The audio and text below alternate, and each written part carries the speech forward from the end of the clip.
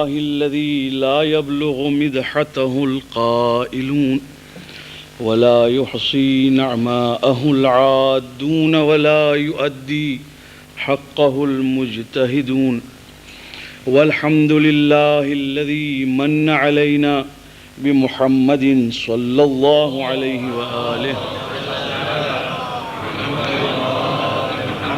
وبآله الطيبين الطاهرين المعصومين واللعنة الدائمة على أعدائهم ومبغضيهم وغاصبي حقوقهم من ليلنا هذا إلى يوم الدين.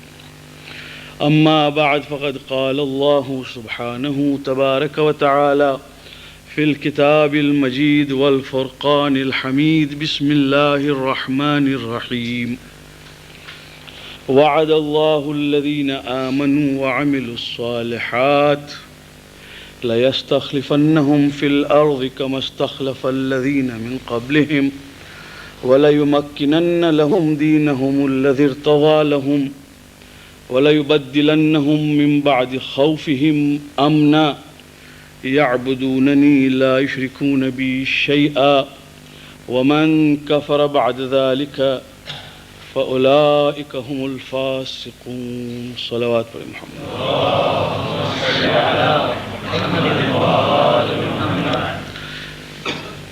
خداوند کریم نے مومنین سے وعدہ کیا ہے، ان لوگوں نے کہ جو ایمان اختیار کیا ہے ان سے وعدہ کیا ہے، اور جو نیک عمل کرتے ہیں ان سے وعدہ کیا ہے کہ زمین کے اوپر ان کو قرار دیں گے، ان کو خلیفہ بنائیں گے، ان کو زمین کا وارث بنائیں گے جس طرح سے اگلی امتوں کو بنایا گیا. اور جس دین کو خداوند کریم نے ان کے واسطے پسند کیا ہے اس دین کو ان کے واسطے سلامتی اور آسانی کے ساتھ پریکٹس کرنے کے حالات پیدا کرے گا، یہاں تک کہ خوف کی حالت سیکیورٹی اور امن و امان سے بدل جائے گی، اور ہماری پرستش کریں گے بلا کسی روک ٹوک کے، اور کوئی شرک کرنے کا سوال ہی پیدا نہیں ہوگا. یہ خداوند کریم نے وعدہ کیا. وعد اللہ الذین. اب یہاں پر مفسرین نے عجیب عجیب باتیں لکھی ہیں. کوئی لکھتا ہے کہ یہ بنو اسرائیل سے کہا گیا تھا کہ جیسے پہلے خلافت دی گئی تم کو دی جائے گی. کوئی کہتا ہے کہ رسول کی وفات کے بعد 4 خلیفہ کا جو زمانہ آیا اس سے یہ مراد ہے.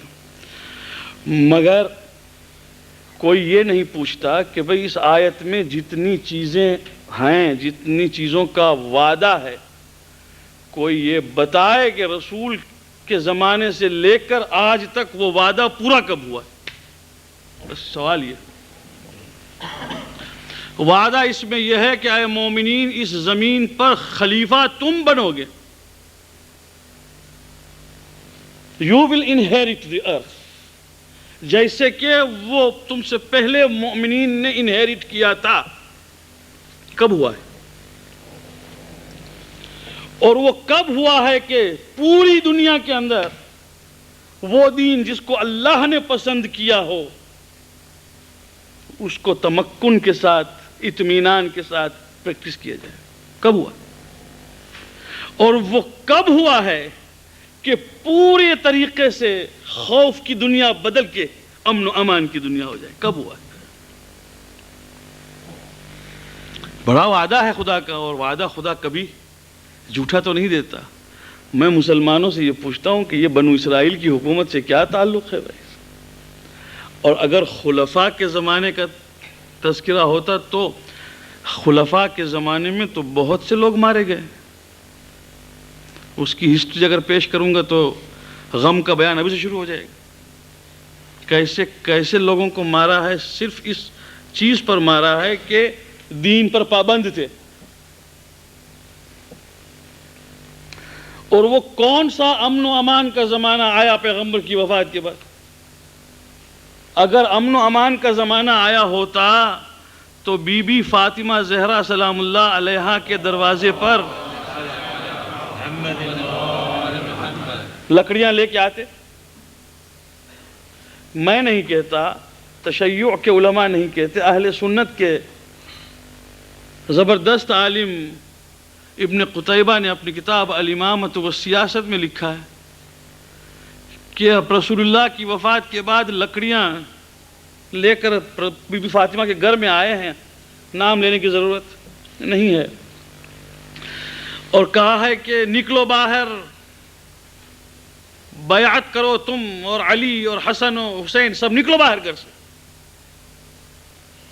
جناب فاطمہ نے جواب میں کہا کہ تم اس گھر کو جلانے کے لیے آئے ہو جس گھر میں حسن و حسین ہیں. یہ آج بھی ہے، یعنی اس کتاب کے دوسرے جملے کو وہاں سے ہٹا دیا گیا ہے. مصر کے اندر ایک پوری کمیٹی تھی جو پرانی کتابوں میں سے ان تمام چیزوں کو نکال دیتے تھے جو کہ اہل بیت کے مطابق تھیں، جو اصل لکھی گئی ہیں ان کو حذف کرے، مگر یہ بات رہ گئی، ورنہ اس کو بھی نکال دیتے. یہ آج بھی سیکنڈ، تھرڈ، فورتھ ایڈیشن میں ابھی بھی آئے کہ جواب میں بڑے بڑے خلیفہ جو تھے جواب میں یہ کہا ہے کہ اگرچہ حسن و حسین ہو ہم جلا دیں گے. تو کون سا وہ امن کا زمانہ آیا تھا؟ ہمیں تو کوئی امن کا زمانہ، اگر امن کا زمانہ واقع آیا ہوتا تو خلیفہ عثمان نہ مارا جاتا، سیدھی سی بات ہے. تو امن کا زمانہ تو آیا ہی. اگر علی ابن ابی طالب علیہ السلام کے زمانے میں امن کا زمانہ آیا ہوتا جی تو جنگ صفین و جنگ جمل لڑنے کی ضرورت نہ ہوتی. تو اب خدا کا وعدہ ہے اور لوگوں سے سوال ہے، صرف شیعوں سے نہیں، اہل سنت بھائیوں سے سوال ہے، جتنے مسلمان ہیں ان سب سے سوال ہے کہ یہ وعدہ کب پورا ہوا ہے کوئی بتا دے. اور کوئی یہ تو نہیں کہہ سکتا کہ خدا کا وعدہ غلط. دیکھیے میرے دوستو، یہ اس لیے میں کہتا ہوں کہ لوگ یہ کہتے ہیں آج کل کہ مہدی کا کانسیپٹ 3rd سینچری میں شروع ہوا،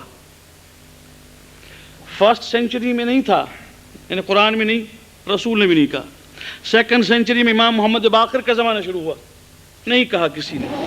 3rd سینچری میں کسی کو خواب آیا کہ اب مہدی کا دعویٰ کیا جائے.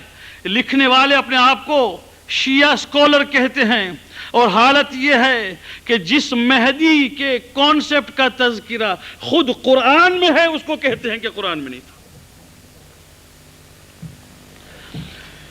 علامہ طباطبائی نے تفسیر المیزان، جس کو سب کے سب نے مانا ہے کہ المیزان تفسیر اس سینچری میں لاجواب تفسیر ہے، انہوں نے لکھا ہے کہ ماننا پڑے گا کہ یہ وعدہ اس وقت پورا ہوگا جب مہدی آئیں گے، کہ جب پوری دنیا کے اندر خلافت اسلامی ہوگی، اور اتنا امن ہوگا، اتنا امن ہوگا کہ لوگ مال لے کے پھریں گے، لوگ قیمتی زر و جواہر کو لے کے پھریں گے، کوئی ٹچ کرنے والا نہ ہوگا، نہ کسی کی حرمت، نہ کسی کی ناموس، نہ کسی کے مال پر کوئی جا کے قبضہ جمائے گا.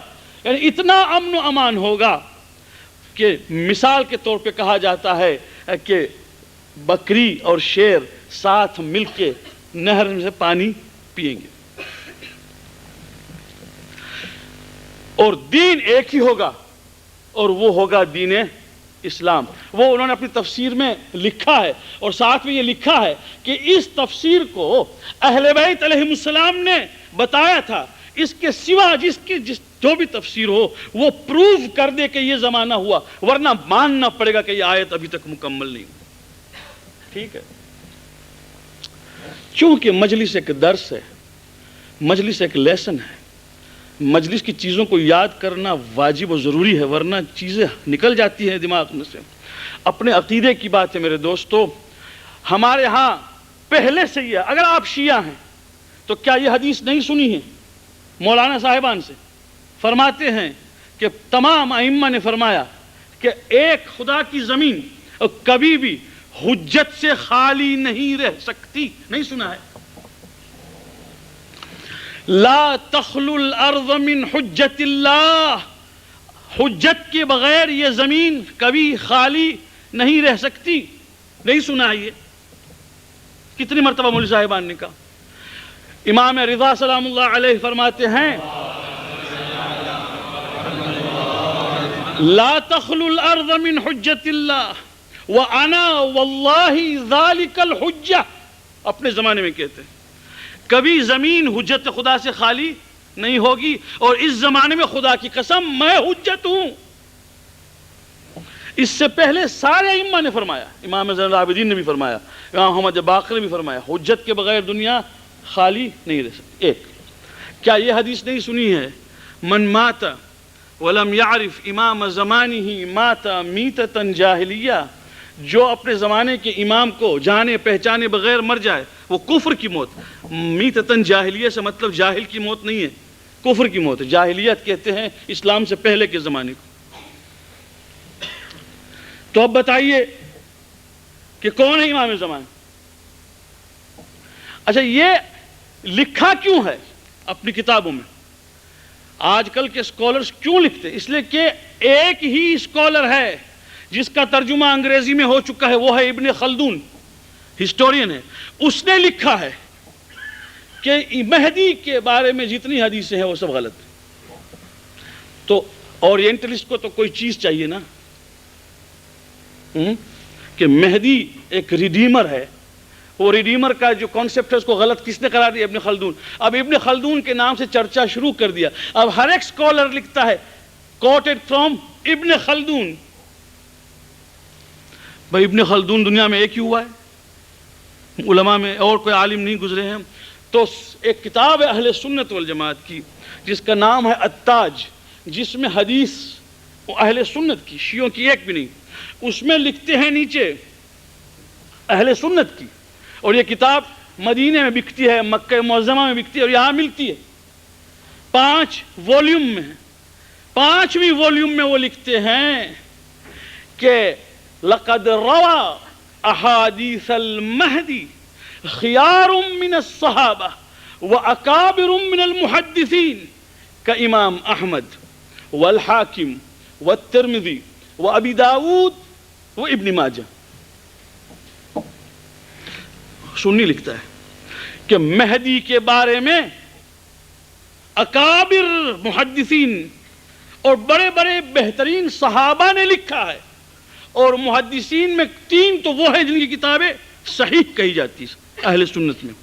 ایک حاکم، ایک ابو داود کی سنن، ایک ابن ماجہ کی سنن، اور ایک ترمذی. یہ تو صحیح کتابیں ان کی. اور باقی حاکم نے مستدرک لکھی، اس میں بھی لکھا، اور امام احمد حنبل نے بھی لکھا جو کہ اہل سنت کے 4 اماموں میں سے ایک امام ہے. تو ان سب نے لکھا، اور حدیث کیا لکھی ہے وہ بھی سنیے گا تاکہ یاد رہ جائے کہ یہ کانسیپٹ ہے کہ نہیں. کون مورخ، کون محدث، کون صحابی؟ سعید ابن خدری، ام سلمہ رسول کی بیوی. یہ حدیث ان سے روایت، سعید ابن خدری سے، ام سلمہ سے، جابر ابن عبداللہ انصاری سے. جی یہ سارے اس زمانے کے جنہوں نے یہ روایت کی ہے. اور ہر حدیث کے نیچے ہر عالم سنت نے لکھا ہے، اہل سنت نے، ھذا روی بسند صحیح. یہ جو روایت ہے اس کی سند ایک ایک صحیح. اور ہم سے کہا جاتا ہے کہ یہ آپ لوگوں نے انوینٹ کیا ہے. انوینٹ ہم نہیں کیا. تو کیا حدیث ہے اہل سنت کی؟ ترمذی شریف میں ہے کہ پیغمبر نے فرمایا لو لم يبقى في الارض الا يوم لطول الله ذلك اليوم حتى يبعث الرجل مني او من اهل بيتي يواطئ اسمه اسمي يملأ الارض قسطا وعدلا كما ملئت ظلما وجورا.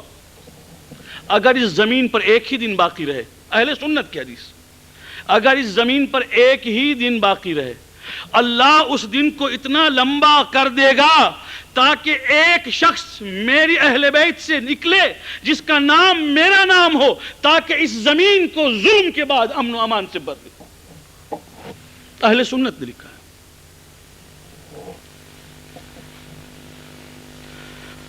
اور ایک دوسری حدیث بھی سن لیجئے، عن علی بن ابی طالب۔ اب یہ لوگ علی بن ابی طالب سے روایت کہ اپنے بیٹے امام حسن کی طرف دیکھ کر، امام علی نے ایک روایت کی ہے امام حسن کی طرف دیکھ کر، فنظر الى ابنه الحسن وقال ان ابنی هذا سید کما سماہ نبیکم، یہ میرا بیٹا حسن سید ہے جیسے کہ تمہارے نبی نے اس کا نام رکھا ہے۔ یعنی امام حسن کا ایک نام تھا السید۔ سیخرج من صلبہ رجل اسمہ اسم نبیکم، اس کے صلب سے ایک شخص نکلے گا جس کا نام وہی ہوگا جو آپ کے نبی کا نام ہے۔ یشبہہ بالخلق ولا یشبہہ بالخلق، اخلاق میں نبی کے مشابہ ہوگا اگرچہ چہرے میں نبی کے مشابہ نہیں ہوگا۔ اہل سنت۔ اچھا بھائی، یہ تو ان کے ہاں۔ اب یہ حجت یہاں زمین پر خدا کی حجت کا تعلق کیوں کہتے ہیں کہ 3rd سینچری میں ہوا، یہ بھی سن لیجئے۔ وہ یہ کہتے ہیں کہ دنیا میں جو اوپریسڈ نیشن ہوتی ہے نا، oppressed, they always like to wait for a redeemer۔ تو شیعہ چونکہ ہمیشہ اوپریسڈ رہیں، سپریسڈ رہیں، تو ان لوگوں نے پھر ایک خواب دیکھا کہ ہمارا ایک ریڈیمر آئے گا اور وہ ہمیں بچائے گا، تو اس کا نام رکھ دیا انہوں نے وہ مہدی۔ 3rd سینچری میں چونکہ بنو عباس میں مار کھائی ہم لوگوں نے، ظاہر ہے، بنو امیہ میں شیعوں نے مار کھائی، بنو عباس میں کھائی، اس کے بعد جو بھی آیا وہ محبت اہل بیت کا دم بھرنے والے کو یا تو قتل کیا یا سولی دی یا مار ڈالا، گھر کھود لیا، یہی ہوا ہے۔ تو جب یہ قوم پسنے لگی تو پستے پستے پھر آخر ایک زمانے میں یہ سوچنے لگی کہ ہمارا کوئی بچانے والا ہے کہ نہیں، تو ایک زمانے میں انہوں نے خواب دیکھا کہ ہاں ایک آئے گا مہدی۔ یہ ہے اصل میں فلسفی۔ تو میں یہ کہتا ہوں کہ قرآن یہی کہتا ہے بھائی، قرآن یہی کہتا ہے کہ اے مسلمانوں، تم نے جب اتنی قربانی دے دی ہے، تمہارا گھر بار لوٹا، تمہیں ہجرت کرنی پڑی، دولت تمہاری گئی، گھبرانا نہیں، میں وعدہ کرتا ہوں کہ ایک دن اسی زمین پر پھر تمہاری حکومت قائم ہوگی، پھر تم امن و امان میں ہوگا۔ تو یہ ریڈمپشن کے تو خدا نے وعدہ کیا، اس میں کون سی چیز ہے جو نہیں؟ آپ کہتے ہیں کہ 3 سینچری کے بعد آئی، سمجھ میں بات نہیں آ رہی۔ بات یہ ہے کہ کچھ اس قسم کی آرگومنٹ لوگ روز قیامت کے لیے بھی کرتے ہیں کہ قیامت کا کانسیپٹ بھی لوگوں نے کیوں بنایا؟ بھئی آپ نے میرا مال کھایا ہے، یہاں مجھے دیتے نہیں تو مجھے کمفرٹ دیتے ہیں کہ قیامت میں ملے گا، سونے کا ملے گا۔ وہ امام باڑے میں چمپل گم ہوتے ہیں، یہاں کی بات نہیں کرتا ہوں، کہیں پر بیچارہ ایک آدمی روزانہ چمپل لے کے آتا تھا اور گم ہو جائے، ایسا نئی جوڑیاں لے کے آتا ہے۔ لوگ چراتے نہیں، بس بھول سے پہن جاتے ہیں، ایک ہی رنگ کا ہوتا ہے، پہن جاتے ہیں وہ ربڑ کی چمپل۔ تو ایک دن جلا کے اس نے کہا، ملا صاحب یہ کوئی بات ہے، یہ 7واں جوڑا جو ہے چپل کا، یہ مومن اپنا باپ کا مال سمجھ کے لے جائے۔ تو ہمارے ساتھ ایک صاحب تھے بڑے پرلطف، اس نے کہا گھبرائیے کہ نہیں جناب، اس میں کیا ہوا، لے جانے دیجئے، قیامت میں آپ کو ایک ایک جوڑے کے بدلے میں 70 اور اردو میں 70 کو کہتے ہیں، اردو میں 70 یعنی 17 نہیں 70۔ تو اس نے جواب میں کہا، بھائی مجھے قیامت میں جنت میں جانا ہے، چمپل کی دکان نہیں کھولنی ہے، یہ جو تم کہتے ہو 70 ملے۔ تو وہاں بھی کہا جاتا تھا کہ قیامت کا کانسیپٹ انسان نے کیوں کیا؟ تاکہ کھویا ہوا مال وہاں ملے۔ حالانکہ ایسی کوئی بات نہیں، خداوند کریم نے وعدہ کیا۔ بالکل اسی طرح مہدی کے بارے میں کہتے کہ اس لیے کہتے ہو کہ وہاں پر تمہارا کوئی آ کے بچانے والا نہیں، خود خدا وعدہ کرتا ہے۔ مگر یہ کانسیپٹ پیغمبر اکرم نے بھی بیان کیا، یہ اہل سنت کی حدیث میں نے پیش کی، اور یہ تو میں نے 2 پیش کی۔ مگر کم سے کم ان سے نیرلی 100 حدیثیں متواتر ہیں جس میں وہ صاف کہتے ہیں کہ بھئی آئے گا مہدی اور پیغمبر کی ہی اولاد میں ہوگا۔ کب سے؟ رسول اللہ کے زمانے سے یہ صحابہ نے سنا ہے۔ کس سے سنا ہے؟ رسول سے سنا ہے۔ مگر ایک شیعہ اگر لکھے تو دل جلتا بھی ہے اور ایک تعجب کی بات ہے۔ کیوں؟ اس لیے کہ نہج البلاغہ میں ایک دن مولا نے کمیل کو بلایا۔ کمیل ابھی دعا پڑھی نا، کمیل ابن زیاد النخعی، کمیل کو بلا کے کہا کمیل چل میرے ساتھ۔ کمیل کو رات کے وقت اندھیرے میں کوفے سے باہر لے گئے مولا، اور یہ کہا، شیخ مرتضیٰ مطہری مرحوم اللہ رحم کرے اپنی کتاب میں لکھتے ہیں کہ فارسی میں انہوں نے کہا کہ وہ لکھتے ہیں کہ مولا نے عربی میں یہ کہا کہ اے کمیل من خودمرا تنہا میابم، میں اپنے آپ کو اکیلا پاتا ہوں، کوئی نہیں ہے کہ جس سے میں علم کی بات کروں۔ کیا بات، کتنی مظلومی ہے کہ کوئی نہیں ہے کہ جس سے میں علم کی بات کروں، میں اپنے آپ کو اکیلا پاتا ہوں، دل کے اندر ایک بات ہے، کوئی سنے، کوئی ڈائجسٹ کرنے والا نہیں۔ یہ مولا نے کہا۔ اب یہ جو چھوٹے چھوٹے کلام ہیں مولا کے نہج البلاغہ میں، کلام قصار نمبر 148 اٹھا کے دیکھیے گا۔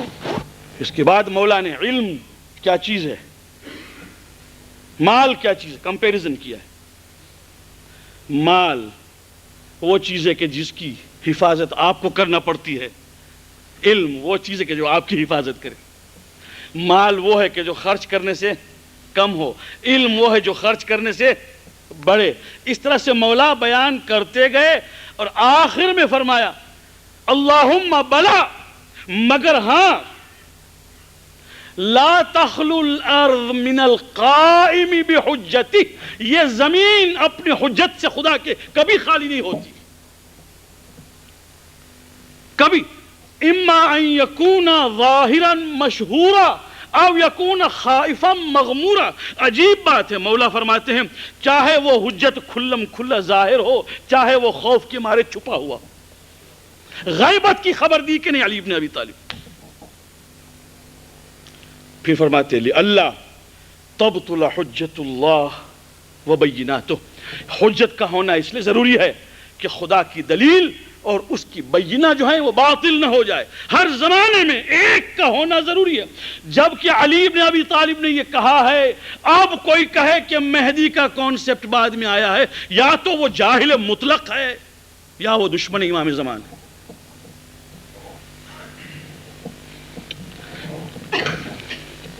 پھر منبر پہ بیٹھ کے لوگوں کو خوش کرنے کے لیے اپنے بیان کو بدل دینا یہ بات اور ہے، مگر لکھ کے قیامت تک کی گمراہی کو چھوڑ جانا یہ بات اور ہے۔ اور میں اسی لیے کہا کرتا تھا کہ اگرچہ منبر کسی کی منوپلی نہیں، مگر ان لوگوں کا حق نہیں ہے کہ جو اس منبر پر بیٹھ کر گمراہی پھیلائیں۔ چاہے کوئی کہے کہ یہ ٹھیک ہے یا نہیں ہے، ہمیں اس بات کی پرواہ نہیں ہے، ہمیں اس بات کی پرواہ ہے کہ امام زمانہ کے متعلق یا بتاؤ کہ آپ کا عقیدہ کیا ہے، یا ہم سے بات ہی نہ کرو منبر پر سے۔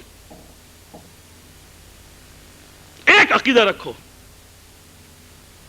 اگر تیسری صدی میں مہدویت کا کانسیپٹ آیا ہے تو پھر وہ مہدی قرآن میں نہیں ہے، وہ مہدی رسول کی حدیث میں نہیں ہے، تو اس مہدی کو ماننے کا فائدہ کیا ہے؟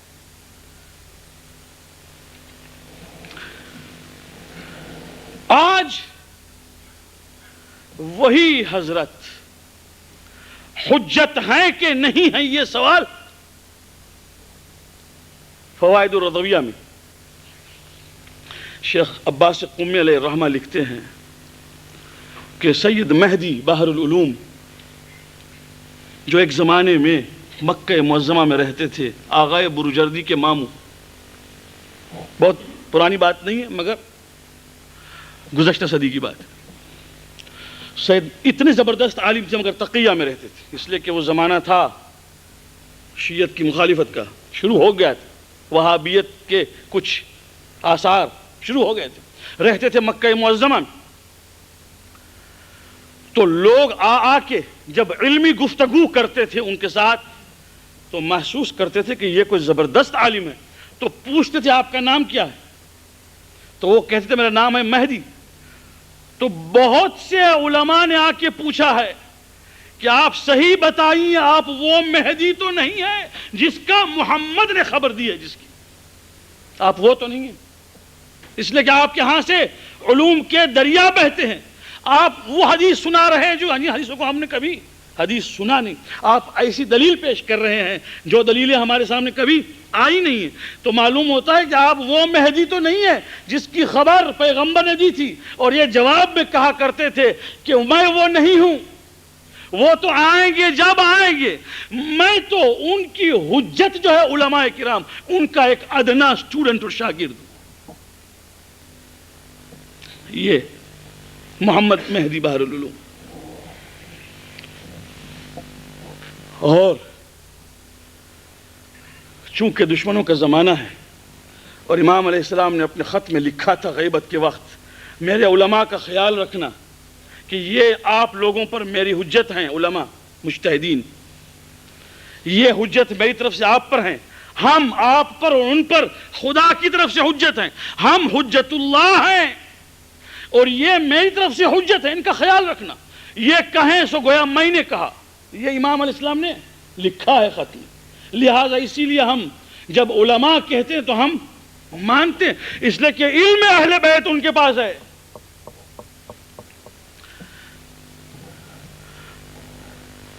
ایک زمانے میں خانہ کعبہ کی 4 طرف مینارے تھے، آج پتہ نہیں ہے کہ نہیں، مگر ان میناروں کو دیکھ کر ہی صحیح طواف ہو جاتا تھا۔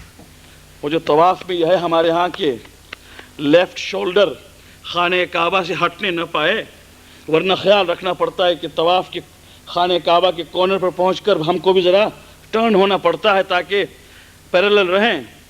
اس زمانے میں ضرورت نہیں پڑتی تھی، وہ 4 مینارے بنائے تھے اس طرح سے انہی نے، بحر العلوم نے، کہ بس مینارے کو دیکھتے جائیے اور طواف کرتے جائیے، کہیں آپ کا شانہ جو ہے وہ ہٹے گا نہیں۔ ان لوگوں کو معلوم ہوا کہ یہ شیعہ رافضی لوگ یہ کرتے ہیں تو ایک کے بعد دیگر توڑ دیا، ایک باقی تھا جب میں آخر میں مشرف ہوا ہوں 82 میں، اس کے بعد مشرف نہیں ہوا، مگر جو جاتے ہیں وہ جانتے ہیں کہ وہ مینارہ ہے یا نہیں ہے، خدا جانے، ممکن ہے کہ اب نہ ہو۔ مگر کتنی تنگ دستی میں فاقے کے اندر اہل بیت علیہ السلام کی حجت کو پورا کرنے کے لیے مکے میں محمد بحر العلوم نے زندگی گزاری ہے کہ کبھی کبھی دن بھر گھر میں کھانا نہیں ہوتا تھا۔ دشمنوں کے ماحول میں ہیں، ایک مرتبہ اٹھتے اٹھتے زبان سے نکل گئے یا علی، یہ تو آپ بدل نہیں سکتے ہیں، محب اہل بیت کی جبلت میں سے یا علی نہیں نکال سکتے۔ اٹھتے اٹھتے انہوں نے کہا یا علی، تو کسی نے کہا آپ نے کس علی کو پکارا؟ بھائی مکے میں ہیں، آپ نے کس علی کو پکارا ہے؟ اب اگر کہیں کہ میں نے علی ابن ابی طالب کو پکارا ہے تو کفر کا فتویٰ دیں گے وہ، اس لیے کہ وہابی ہیں۔ بھائی آپ نے فرمایا کہ نہیں، خدا کا نام نہیں علی، لا حول ولا قوت الا باللہ العلی العظیم، میں نے خدا کو پکارا ہے، تو خاموش ہو گئے۔ یہ حالت تھی، اتنی مصیبتوں کا سامنا کرتے تھے کہ شیخ عباس قمی رحمہ نے لکھا کہ ایک مرتبہ گھر سے جب نکلے 3 دن کا فاقہ، بیوی نے کہا کہ جناب کہاں جا رہے ہیں؟ کہنے لگے جا رہا ہوں حرم میں، طواف کر لوں، خدا سے دعا کروں، کوئی مسئلہ پوچھے گا بتا دوں، اس لیے کہ اہل بیت کی تعلیم کا رواج کرنا ہے، چھپ چھپ کے کرنا ہے، نہیں بتانا۔ کہا جائیے پہلے، گھر میں آٹا نہیں ہے، آٹا لائیے گا، 3 دن سے روٹی نہیں پکی ہے، بچے بھوکے۔ تو بحر العلوم نے کہا اللہ اکبر، عجیب چیز ہے، وہ جب ایبیسینیا سے ابرہہ کا لشکر آیا تھا خانہ کعبہ توڑنے کے لیے، رسول اللہ کی جس سال میں پیدائش ہوئی ہے، ایبیسینیا سے آیا تھا نا بادشاہ خانہ کعبہ کو توڑنے کے لیے، عبد المطلب اس وقت ٹرسٹی تھے جی، تو عبد المطلب ٹرسٹی تھے، ان کے کچھ اونٹ ابرہہ کے لشکر نے چرائے تھے، اونٹ۔ تو عبد المطلب جب آیا ہے ابرہہ کے دربار میں، تو ابرہہ نے عبد المطلب کو جو دیکھا، عبد المطلب کے ہیبت کو اور وقار کو دیکھا، تو ایک مرتبہ کھڑا ہو گیا اور پوچھا یہ کون ہے؟ کسی نے کہا کہ عبد المطلب ہے، یہ ٹرسٹی ہیں خانہ کعبہ کے متولی۔ تو کہا ہاں ہاں لائی۔ تو عبد المطلب نے ایک مرتبہ جھک کے کہا تمہارے لشکریوں نے میرے اونٹ چرائے ہیں، وہ واپس کر دو۔ تو عبد المطلب نے اپنے ساتھیوں سے کہا یہ کیسا متولی ہے، میں سمجھا کہ یہ میرے پاس اپیل کرے گا خانہ کعبہ کی، یہ اپیل کرتا ہے اپنے اونٹ کی۔ یہ کیسا ٹرسٹی ہے، اس کو چاہیے کہ پہلے کہے کہ بھائی میرے خانہ کعبہ کا حساب، وہ جانتا ہے کہ میں توڑنے آیا ہوں، وہ خانہ کعبہ کی بات نہیں کرتا اور اپنے اونٹ کی بات کرتا ہے۔ تو اس نے کہا کہ آپ کیسے متولی ہیں؟ تو جواب سنیے عبد المطلب کا، فرمایا کہ وَلِلْبَيْتِ رَبٌّ يَحْمِيهِ، ارے اس گھر کا تو ایک مالک ہے، خود دیکھ لے گا، میرے اونٹ کا میں مالک ہوں، وہ دے دے۔ اس گھر کا تو مجھے یقین ہے کہ اس کا جو مالک ہے وہ خود دیکھ لے گا۔ وَلِلْبَيْتِ رَبٌّ يَحْمِيهِ۔ اسی طرح سے بحر العلوم نے نکل کے کہا اور جس مولا کی خدمت کے لیے جا رہا ہوں وہ آٹا بھیج دے گا۔ جی نکلے گھر سے باہر اور گیا رہے، کوئی مسئلہ پوچھ رہا ہے، کوئی کیا، جہاں جا رہے ہیں اہل بیت علیہ السلام کی تعلیمات کو دے رہے ہیں، ایک دم سے ایک آدمی گھر کا دروازہ کھٹکھٹاتا ہے، کھچر کے اوپر 2 بوریاں آٹے سے بھری ہوئی لاتا ہے اور گھر میں خبر کرتا ہے کہ ذرا پردہ کرو تو ہم جا کے اتار دیں آٹا۔ تو گھر سے اندر پوچھتی ہیں کہ یہ آٹا کس نے بھیجا ہے؟ تو کہا بھیجا ہے خود صاحب خانہ نے، ان کے حکم سے آیا ہے، بھیج دیا۔ اندر رکھ کے لانے والا تو چلا گیا۔ اور بحر العلوم جب واپس گھر پہ آئے تو ندامت تھی، شرمندہ تھے کہ بیوی پوچھے گی تو کیا جواب دوں گا، اور گھر میں داخل ہوئے دیکھتے ہیں کہ روٹیاں پک رہی ہیں۔ تو ایک مرتبہ بیوی سے پوچھا یہ روٹیاں، یہ آٹا کہاں سے آئے؟ کہا حضور آپ کمال ہے، آپ نے بھیجا ہے۔ میں تو سمجھا کہ آپ 1 دن کا آٹا لائیں گے، آپ تو 2 مہینے کے ساتھ لائے ہیں۔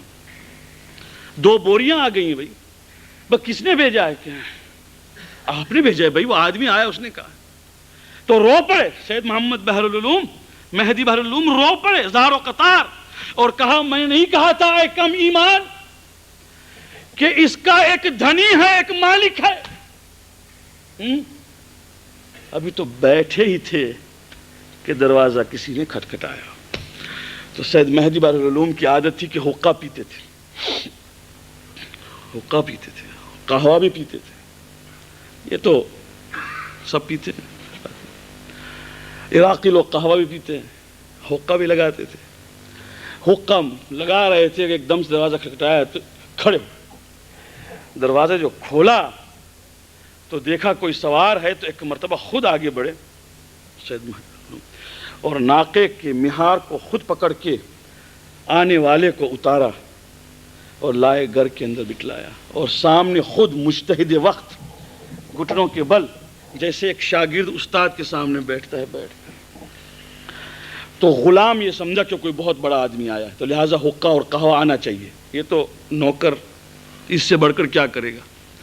تو وہ جناب پہلے قہوہ لے کر داخل ہوا، تو چونکہ اس طرف سے تھا، آنے والے کا رخ یوں تھا، ان کا رخ دروازے کی طرف تھا، انہوں نے اشارہ کیا کہ واپس قہوہ لے چل، دینا نہیں۔ تو وہ قہوہ لے کے تو واپس گیا، اب حقہ لے کے آئے،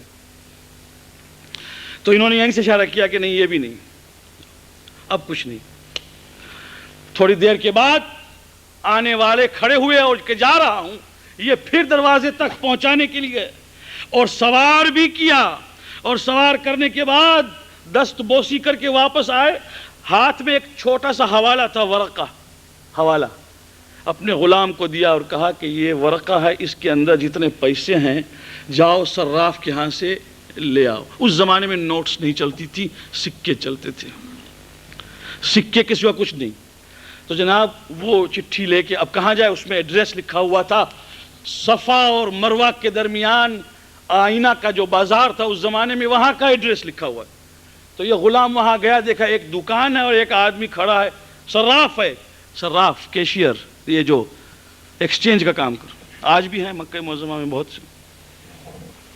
جا کے چٹھی دی، اس نے پڑھا، پڑھ کے بوسہ لیا اور کہا آغا سے کہنا کہ اس کے واسطے 4 تو حمال چاہیے، حمال کولی، یہ بھر بھر کے گونی کے اندر پیسہ آئے گا، اس لیے کہ نوٹس تو تھی نہیں، تم اکیلے نہیں اٹھا سکتے، مر جاؤ گے اس کے باوجود کے نیچے، تو 4 اٹھانے والوں کو لے آؤ اور ابھی لے جاؤ پیسہ. چنانچہ وہ واپس آیا، 4 اٹھانے والے لے کے گئے اور بوریوں میں پیسے بھر بھر کے گھر میں لائیں.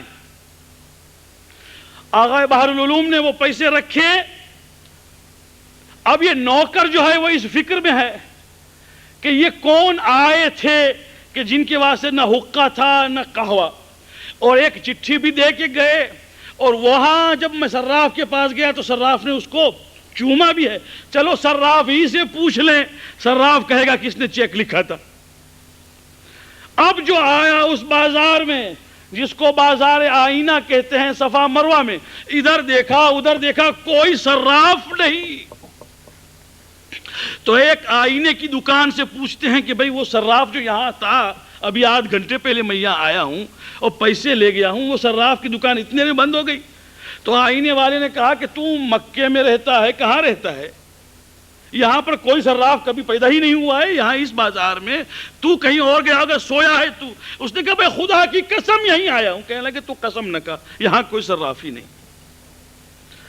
یہ وہ امام ہیں کہ جو اپنی حجت کو اس وقت پوری کر، اس زمانے میں کسی اور معصوم کی طرف رخ کرنے اور نظر ماننے کی ضرورت نہیں ہے. حالانکہ مخالف نہیں ہوں، ہمارا فریضہ یہ ہے کہ اس زمانے میں اگر خدا نخواستہ کوئی کام ہو، کوئی حاجت ہو، کوئی نظر ہو تو امام زمانہ کی نظر مانو. استغاثہ کرو تو اپنے زمانے کی امام کی کرو. یہ جو دعا پڑھی گئی الہی عظم البلا، یہ دعا اس لیے نہیں پڑھی گئی کہ بیٹھے ہوئے لوگ جو ہیں وہ کھڑے ہو جائیں. کیا اور کوئی طریقے سے نہیں کھڑے ہو سکتے تھے؟ کہ یہی طریقہ ہے کھڑے ہونے کا؟ یہ واجب ہے نہیں. مگر کاش کہ ہم سمجھتے کہ اس دعا میں کیا لکھا ہے اور کیا کہتے ہیں. الہی، اے میرے مالک، عظم البلا، بلا بہت عظیم ہو گئی، آفت بہت بڑی. وَبَرِحَ الْخِفَا، جو چیز پہلے چھپی ہوئی تھی وہ اب کھل گئی. وَانْكَشَفَ الْغِطَاء، پردے سب کے سب اٹھ گئے، کھل گئے. وَانْقَطَعَ الرَّجَاء، امید کی ڈوری ٹوٹ گئی. وَضَاقَتِ الْأَرْض، زمین مجھ پر تنگ ہو گئی. وَمُنِعَتِ السَّمَاء، آسمان نے منہ پھیر لیا. بتائیے کتنا آدمی مجبور ہوگا جو یہ کہے کہ اتنی بڑی زمین بھی مجھ پر تنگ ہے اور آسمان نے مجھ سے منہ پھیر لیا ہے، تو کتنا مایوس ہوگا وہ. ایسی مایوسی میں وہ پکار رہا ہے العجل العجل العجل، میرے مولا جلدی کیجئے جلدی کیجئے. العجل کا مطلب یہ ہے جلدی کیجئے. الساعہ الساعہ الساعہ، ابھی اسی گھڑی میں مدد کیجئے. الساعہ، بتائیے کتنی بے قراری ہوگی، کتنی بے چینی ہوگی، کتنا اضطراب ہوگا جبکہ انسان اپنے امام کو پکار رہا ہے. اور اسی واسطے اس کو سکھایا، پڑھایا، سمجھایا 12ویں امام نے اس قیدی کو جس کو قید میں سے چھوٹنے کی کوئی امید نہیں تھی. دوسرے دن قتل کا دن تھا، رات کو اب اس کو یقین تھا کہ کل صبح مرنا ہے، چھوٹنے کی کوئی امید نہیں. رو رو کے رات کو جب سویا ہے امام سے استغاثہ کر کے، مولا خواب میں آئے اور کہا بس یہ دعا پڑھ اور کل صبح تو نکل جائے. دعا پڑھی اس نے اور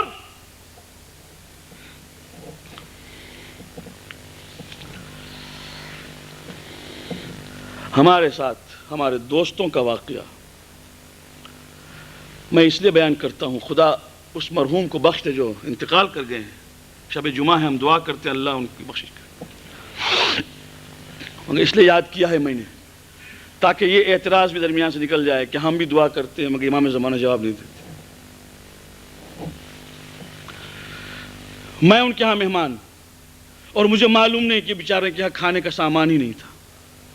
اتنی تنگی مگر کیا کہنا اس کی فراخ دلی کا کہ آپ کے پاس اس کے پاس جا کے تھوڑا قرض لیا اور قرض لے کے تھوڑا سامان لایا اور کھلا دیا، مگر یہ معلوم نہ ہونے دیا کہ گھر میں فاقہ ہے۔ بعد میں معلوم ہوا تو خیر ہم نے خط لکھا ان کو کہ بھئی آپ بتاتے نہیں، یہ ہے وہ ہے۔ اس کے بعد ہم جب گئے ان کے گھر پر تو دیکھا خوشحالی ہے۔ خوشحالی کا مطلب خوشحالی نہیں، خوشحالی کا مطلب آرام۔ تو ہم نے کہا کہ ماشاءاللہ اب آپ کا دھندا کاروبار، کہنے لگے سنیے تو آپ جس وقت آئے تھے اس وقت تو خیر مانگ کے کچھ میں لے آیا، پھر تو ایسی منزل پر پہنچا کہ مانگنے کے لیے میں نکلتا تھا تو کوئی ایک پائی دینے کے لیے تیار نہیں تھا۔ اب تو ختم ہو گئی بات نہیں، ہر ایک ہی کہتا ہے پرانا بھرو پہلے۔ دوسروں کے پاس جانے سے شرما رہے تھے کہ بھئی کیسے جائیں، ان کے پاس لیا ہے پیسہ ابھی تک دیا نہیں۔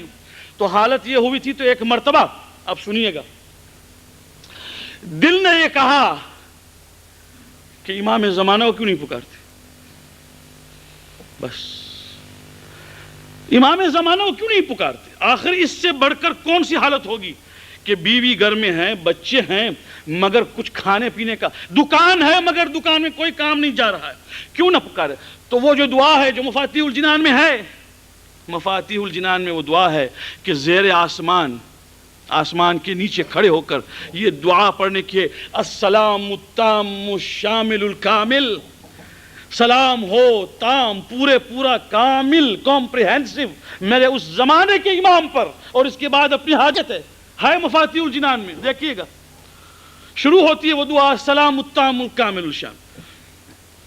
کہنے لگا میں نے مفاتیح ہاتھ میں اٹھائی اور میں پڑھتا گیا اور بے قراری سے روتا گیا، اور اتنا رویا ہوں کہ گویا میں اپنے ماں باپ کی موت پہ نہیں رویا ہوں گا اتنا، اور لرزتا تھا میرا ہاتھ، آنسو زار و قطار بہ رہے تھے۔ دعا ختم ہوئی، میں نے کتاب بند کی، بس آ گیا میں گھر میں، یہ سوچ کر کہ میں نے جو اپیل کرنی تھی وہ میں نے کر لی، اب میرا امام دیکھے گا۔ اور اس کے بعد گھر پہ آیا، کہتے ہیں کہ میں ابھی بیٹھا ہی تھا اور سوچ رہا تھا کہ دیکھیں اب میرے مولا کیا جواب دیتے کہ دروازہ کھٹکھٹایا کسی نے، اور میرا جاننے پہچاننے والا ایک مومن دور سے آیا، پردیسی، اور آ کے بیٹھا اور کہنے لگے بھائی مجھے ٹائم نہیں ہے، میں بہت بیزی ہوں، میرے پاس تقریباً 1 لاکھ کا مال ہے اور جگہ نہیں ہے رکھنے کی، کیا آپ کے پاس جگہ ہے؟ جیسے ویئر ہاؤس کی، آپ رکھ لیں مال، مجھے کچھ میں کرایہ بھرتا جاؤں اور اتنے مہینے کا آپ کو ایڈوانس میں کرایہ دیتا ہوں، 1 سال تک یہ مال آئے گا اور جائے گا اور آئے گا۔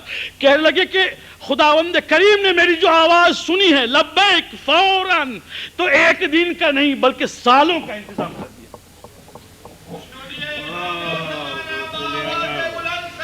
اللہم صلی علی محمد وعلی۔ وہ توجہ کہاں ہے؟ وہ توجہ چاہیے میرے زمانے کے امام کی طرف۔ پھر دیکھیے کیا ہوتا ہے، بس اس توجہ سے کام ہوتا ہے کہ جس سے انسان کی اندر ایک بیداری پیدا ہو جاتی ہے، اور یہ میں کہتا ہوں کہ وہ حجت ہیں، وہ دیکھتے ہیں۔ میں نے ختم کیا دوستو، زیادہ وقت نہیں لینا چاہتا، بس اتنا کہنا چاہتا ہوں کہ مہدویت کا رسول اللہ کی حدیث میں نے پیش کیا، قرآن میں نے آیت پیش کی، علی ابن ابی طالب کا کلام پیش کیا۔ اب سنیے واقعہ کربلا کے بعد جب مختار اٹھا ہے،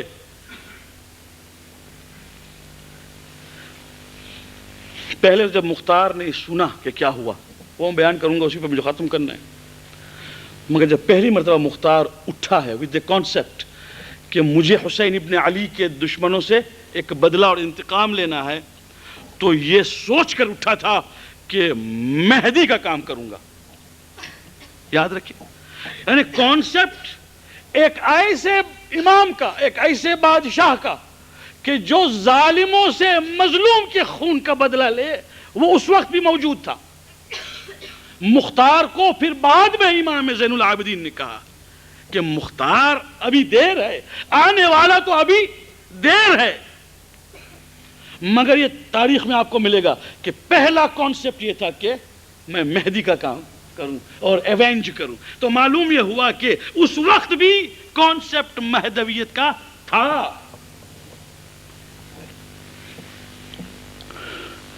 جب لٹا ہوا قافلہ عبداللہ ابن زیاد کے ہاں پہنچا ہے کوفہ، کوفے میں زیادہ قیام نہیں رہا، مگر دربار میں جب یہ قافلہ آیا ہے اور تشت کے اندر سید الشہداء امام حسین کا سر اور اس پر ایک کپڑا اور بیبیاں کھڑی ہیں، ایسے میں مختار نے حکم دیا، ابن زیاد نے، کہ قید میں سے مختار کو لایا جائے. اس زمانے میں مختار ابھی قیدی تھے، وہ تو بعد میں رہا ہوئے. تو آپ کو کتب مقاتل میں ملے گا کہ زنجیروں میں اور بیڑیوں میں جکڑا ہوا جب مختار آیا ہے دربار میں، اسے معلوم نہیں تھا کہ امام حسین شہید ہو گئے، اسے معلوم نہیں تھا کہ یہ قافلہ، یہ قیدی، یہ کون ہے. وہ خود قیدی جب آیا ہے تو ابن زیاد نے ایک مرتبہ مختار کے سامنے دیکھ کے کہا، مختار کس فکر میں ہو؟ تو جواب اس کا سنیے، میں اس فکر میں ہوں کہ میں کب یہاں سے رہا ہو جاؤں تو اپنے سید و آقا امام حسین کی اطاعت کے اندر رہ کر میں اسلام کی خدمت کروں اور حکومت اسلامی کو اس دنیا کے اندر رائج کروں. تو ابن زیاد نے کہا، کیسا پاؤ گے اگر اسی دربار میں تیری ملاقات حسین ابن علی کے ساتھ ہو جائے؟ تو اس نے جواب میں کہا کہ بدبخت، یہاں حسین ابن علی کو کیا کام ہے کہ یہاں آئیں؟ یہ کوئی جگہ نہیں جہاں پر حسین ابن علی کی ملاقات. ان کی ملاقات تو میں مدینہ منورہ میں جا کے کروں گا، حرم پاک میں جا کے کروں گا. بس یہ کہنا تھا کہ ایک مرتبہ تشت پر سے وہ کپڑا جو ہٹایا ہے ملعون نے، تو سر مبارک امام حسین کو اس دربار میں مختار نے دیکھا. ایک مرتبہ دیکھ کے آنکھیں قبول نہ کرے کہ یہ حسین ابن علی کا سر ہے، کانپ اٹھا. ابن زیاد نے کہا، مختار یہ تیرے آقا کا سر ہے، یہ حسین ابن علی کا سر ہے، اب تو کیا کہنا چاہتا ہے؟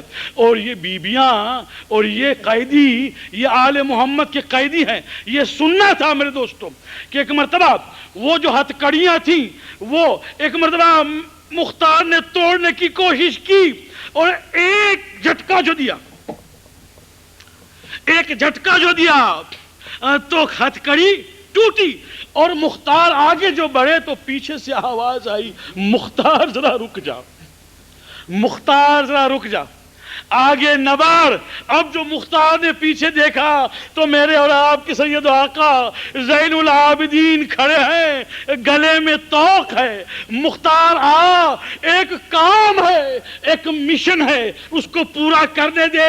ابھی یہاں سے ہمیں شام اور شام کے قید خانے میں رہ کر مدینہ پہنچنا ہے. صبر کر. مختار کو روکا ہے.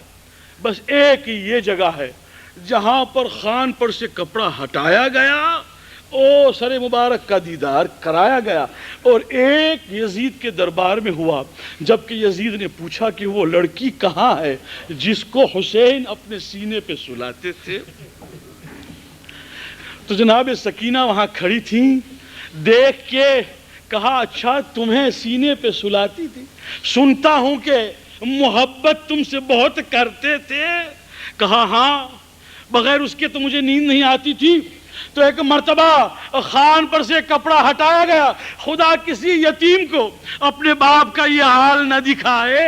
دیکھا وہ کٹا ہوا سر، اور ابن زیاد یہ کہتا ہے، سکینہ اگر محبت ہے تو ذرا بلا لو حسین کو کہ آج وہ تمہارے سینے سے لگے. بس مقاتل میں ملتا ہے اور چھوٹے سے دامن کو پھیلا کر. جناب سکینہ نے کہا، بابا دشمن محبت کا امتحان کر رہا ہے، آ جاؤ، ہمیشہ آپ کے سینے پر میں سوتی رہی، آج آئی یہ سکینہ.